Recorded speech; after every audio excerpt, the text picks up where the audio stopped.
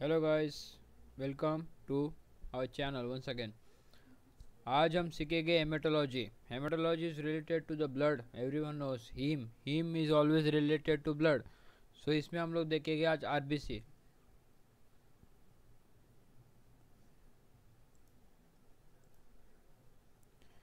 RBC have enzymes, hormones. Enzymes is very important. आपको पता है एंजाइम, आप अगर कोई भी एग्ज़ाम दोगे ना 10th के बाद 11th 12th या ग्रेजुएशन में, तो आपको क्वेश्चन पूछा जाएगा what is the enzymes of RBC, या फिर इनडायरेक्टली आपको पूछा जाएगा what is the enzyme of RBC. So enzyme of RBC is carbonic anhydrase and hormone is very important for production erythropoietin is produced from the kidney, from the peritubular capillaries। जी ये सब चीज़ मैं आपको future classes में बताऊंगा, but फिलहाल के लिए मैं ये वीडियो में शॉर्ट करना चाहता हूँ क्योंकि इसी में सिर्फ इंपॉर्टेंट और इन्फॉर्मेटिव वीडियो डालना चाहता हूँ। सो इसका काउंट है 4 to 5.5 मिलियन पर cubic millimetre and shape is biconcave disc shape. This very important. ये 4 पॉइंट ये आरबीसी का जो वेरी इंपॉर्टेंट जो एग्जाम में पूछा जा सकता है।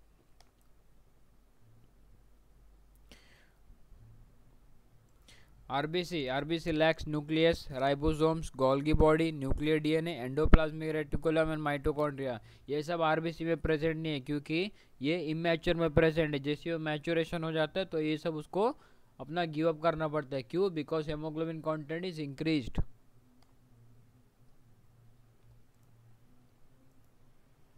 Structure of hemoglobin has three types: hemoglobin A, hemoglobin A2, hemoglobin F। This is very important.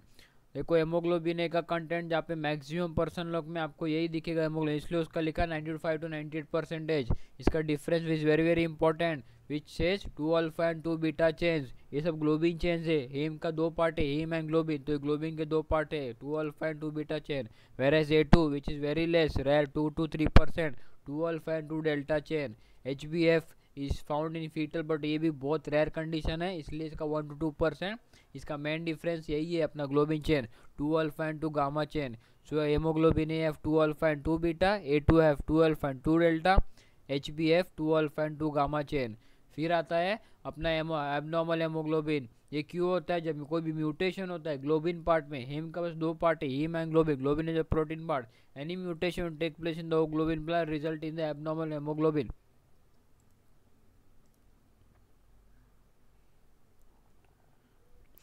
Term related to RBC, ये टर्म्स है जो आपको है ना पढ़ने का टाइम बहुत इजी पड़ेगा। इसलिए कभी भी आप जब भी कोई भी टॉपिक जब आरबीसी में खोलते हो तो ये टर्म हमेशा याद रखें, क्योंकि ये क्वेश्चन आपको हमेशा कोई भी पार्ट में कोई भी टेक्स्ट बुक के कहाँ पे भी आपको दिखने वाला है। Polycythaemia says that whenever the RBC count increase it says polycythaemia, whenever the count decrease it called anaemia. Anaemia की भी बहुत टाइप है, ये भी आप मैं कोई भी नेक्स्ट क्लास में अलग टॉपिक सेक्शन लेके मैं उसको कवर अप कर दूंगा। इस नो वरी, जस्ट अभी आप ये डिस्क्रिप्शन देख लेना, इसका मतलब क्या होता है। Aplastic anaemia is cause due to less production of RBC. ये किसका डिसऑर्डर है? बोन मैरो का।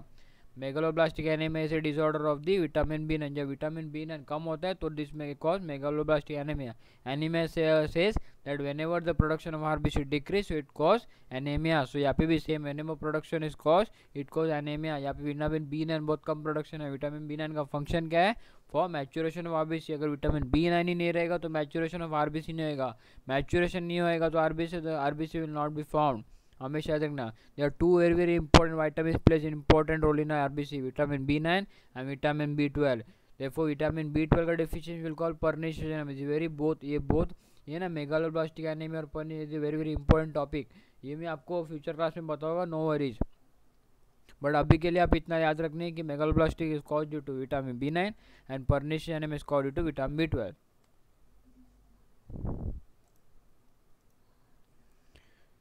ये RBC dilutive fluid, this is not a very important topic, but ऐसे बोलते हैं नॉलेज के लिए आप इसको रेफर कर सकते हैं।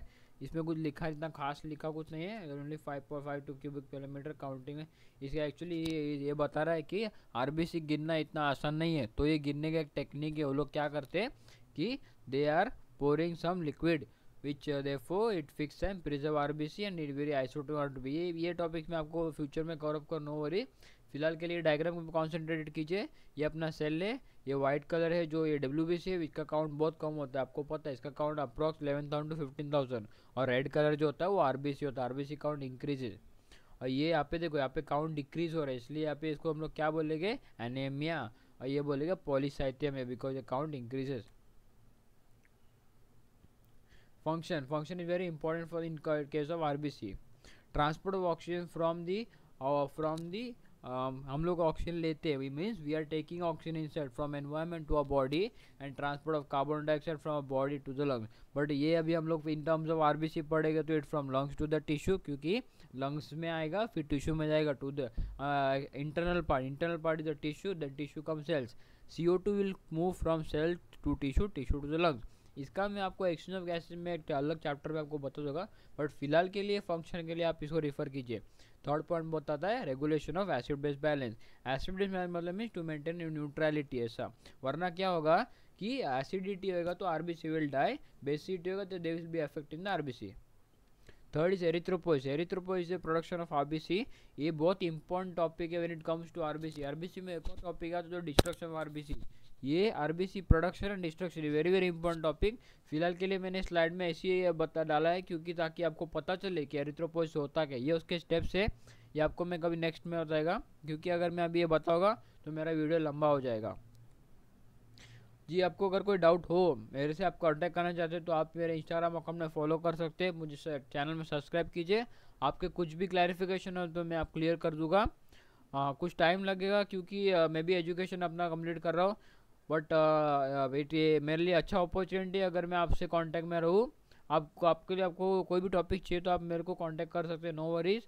ये मेरा इंस्टाग्राम का ID आप देख लीजिए, और वहाँ पे मेरे को आप मैसेज भी कर देगा तो मैं देख लूँगा। Thank you.